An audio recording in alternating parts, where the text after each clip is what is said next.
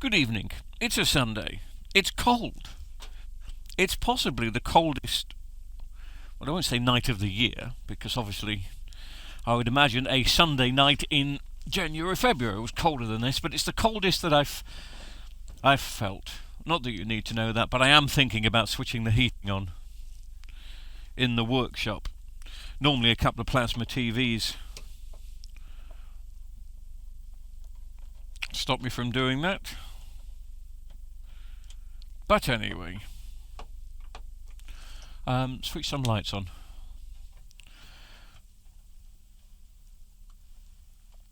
Right.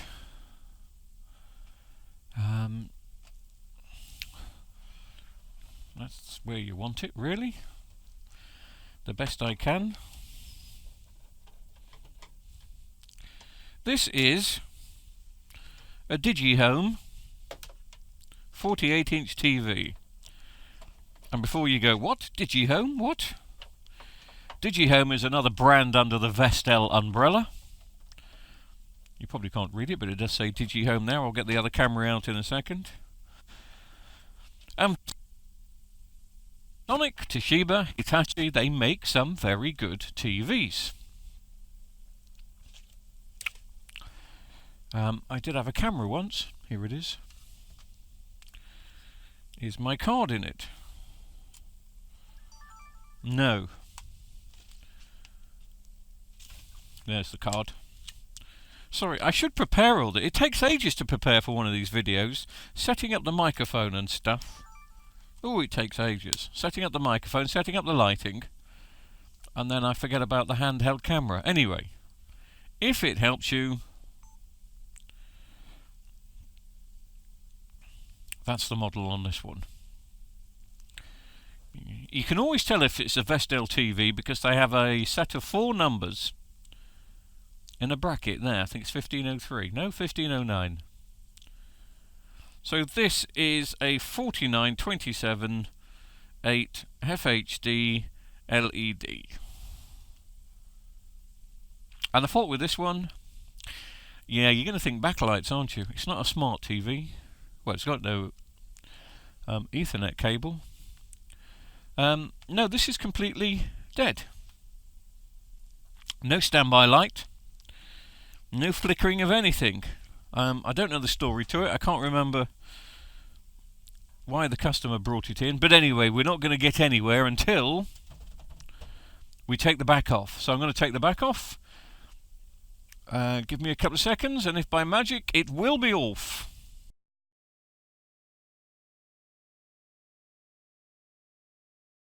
Ta-da!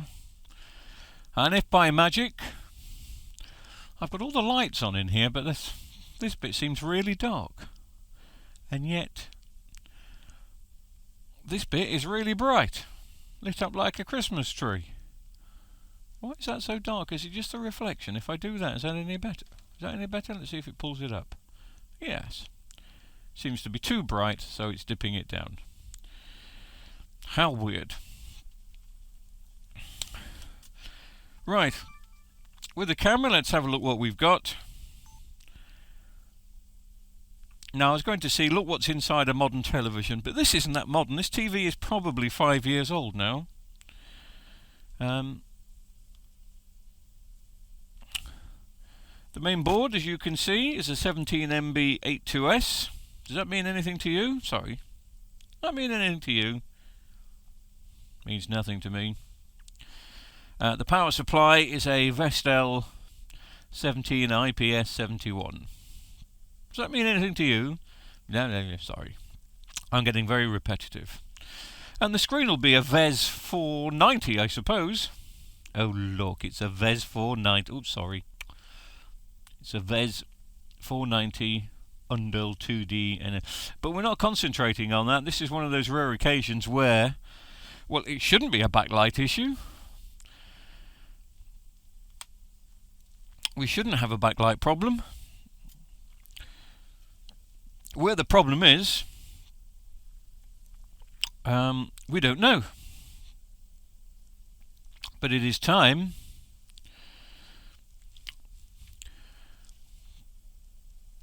to plug in the TV And let's have a look. Now, I don't do any warnings when I'm doing the backlights because backlights are backlights, pretty much low voltage most of the time. If you're interested in doing this sort of stuff, you have to be aware of several things. One, it's dangerous. I am plugged in, you can't see it, but this is plugged in. This TV is plugged in, and all the electrical equipment I work on is plugged into an isolation transformer. Without going into exactly what an isolation transformer is, basically it's a piece of kit that could save my life if I was to do something stupid while working on a live set. And this is almost live, I'll switch it on in a second, and I touch something with one hand, touch something with the other hand on the set, and decide to fry myself. This is to help me stop doing that. Whether it will or not, I don't know. You'll find out at my funeral. But please, just bear in mind stupid things like, I mean, take this capacitor here. It's a 400 volt capacitor. There are 3 of them. You accidentally just, and obviously I'm not plugged in at the moment, and this TV has not been plugged in for a couple of days, so I know, well, we'll just give it a quick test. I know that it's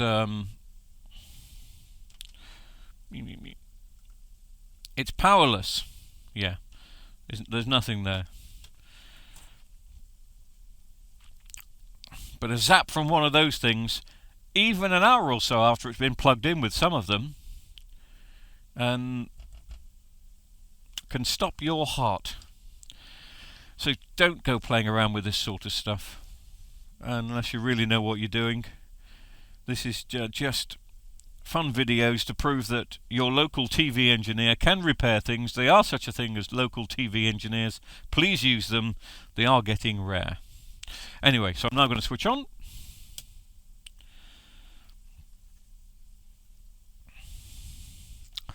And the first thing I'll do is switch to AC mode and test that the 240 volts that I've just put in is actually 240 volts, and it's not. Well, it could be a mixture of all sorts of things, couldn't it? It's not 240 volts, it's 250. According to this, 255. I don't know how you can see that.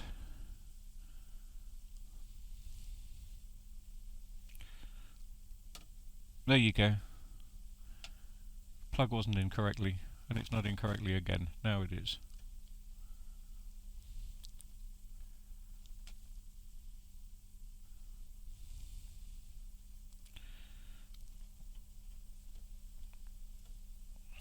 Right. So we are getting AC voltage coming in. Once again, I'll switch off. Off it goes. Dropping down to nothing, mate. Now that's the power that's left in the capacitors, which is slowly dispersing through the system. 74 volts is enough to wake you up. Switch it back on, you get the full 250 volts. Switching it off. So I know that AC power is getting in. I'm switching the TV back on.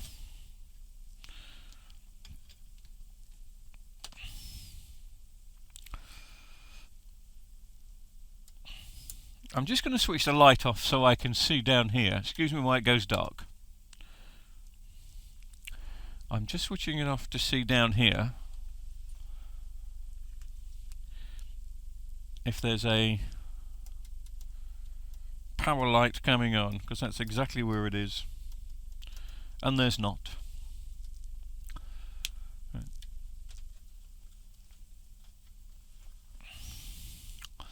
So there's a few test points on this board I'd like to go for. That's one of them, and that one. I'm trying to find 5 volts, and I'm trying to find 12 volts.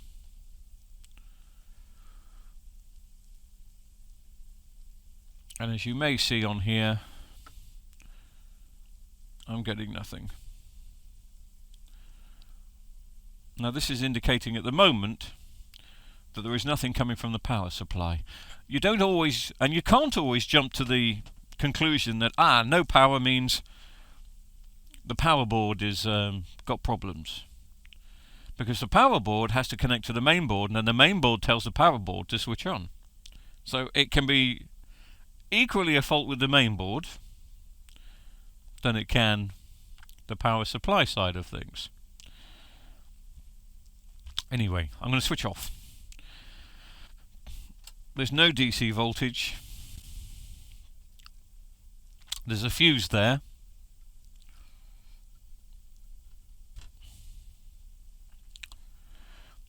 And I'm going to have a little play with that in a second. Once again, going back to the DC voltage side, and I'm just going to see what sort of voltage. Oh, I'm on AC, so that's not going to tell me anything. No. So the AC voltage is getting in, but it's not being rectified to DC. We don't know how far the AC voltage is getting in yet. I mean, the first thing to do really is just inspect the board and see if I can see anything obvious. Can you see anything obvious? I can't see anything obvious.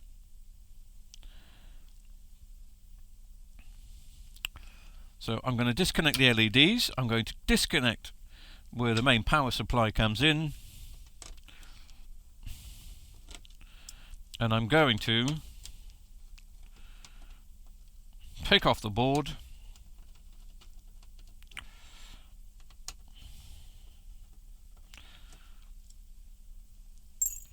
Keep all the screws together. Now notice, even though I know the voltage is dead, I'm going to say pretty much dead,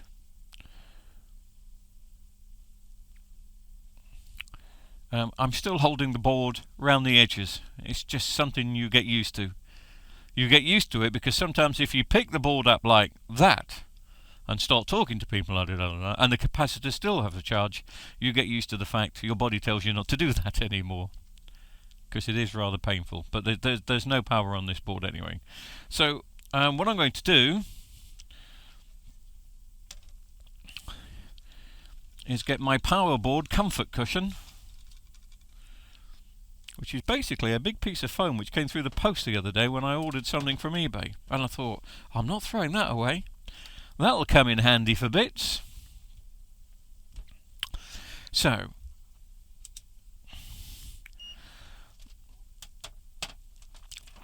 I'm going to go in diode test mode.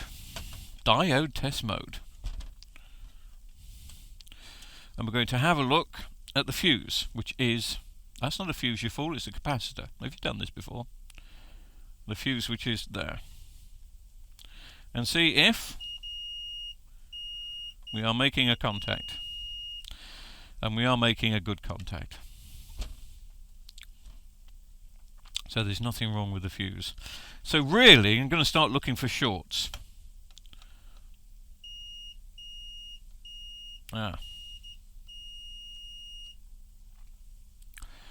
Well, we have a FET straight away that's reading bad on all sides. Now if that's reading bad,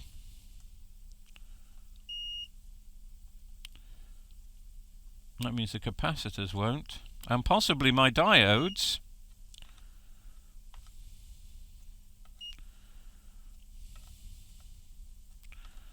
Are all fine.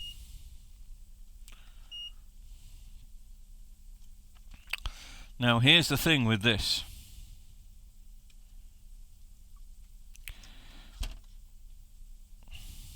If that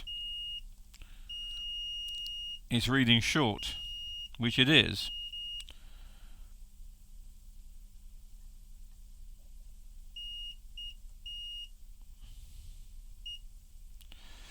you can bet your bottom dollar that just about everything else that is connected to it could have taken a hit.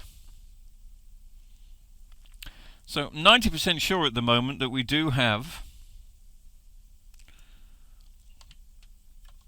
a power supply board fault, because that FET has gone giddy up. I'm just going to look in more detail just to see if there's anything else on the board that I can see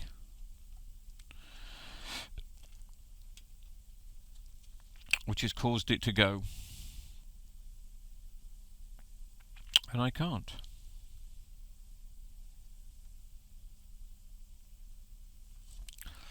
There is nothing else.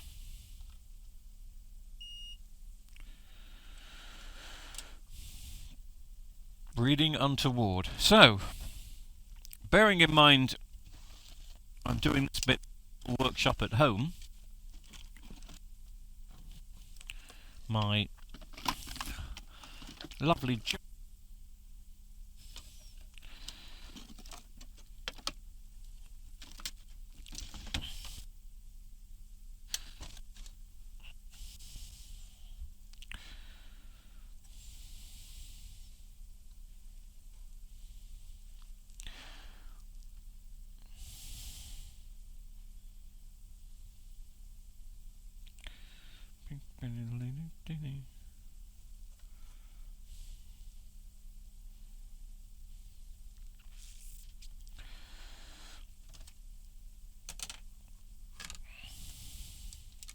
Sorry, because I'm doing this from my workshop at home,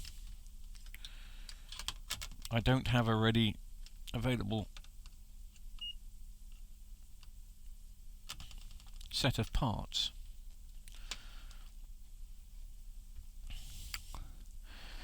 But I do have a spare power board from an old set. Actually, I think this is a working power board. I think this is one that I've repaired before, and I've replaced the FET on this before, so this is working. I don't want to disturb this. The plan will be to pause. Now I'm going to be pausing for a long time. I'm going to be pausing for a couple of days, but I shall pause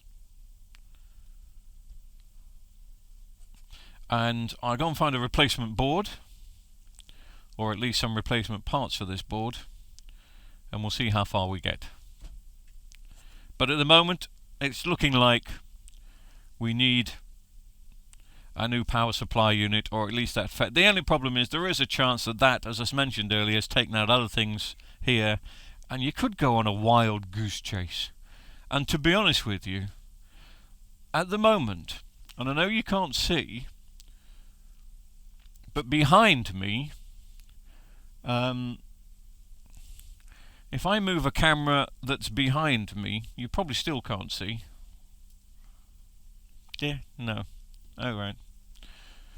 It's too dark behind me. That's why you can't see.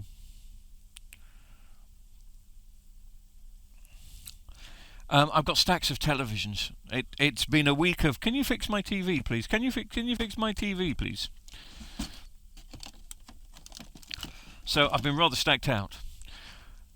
So I'm thinking power supply on this TV, and then we can see if there's any other problems. There is a chance that the power supply, when it went pop, took out the main board.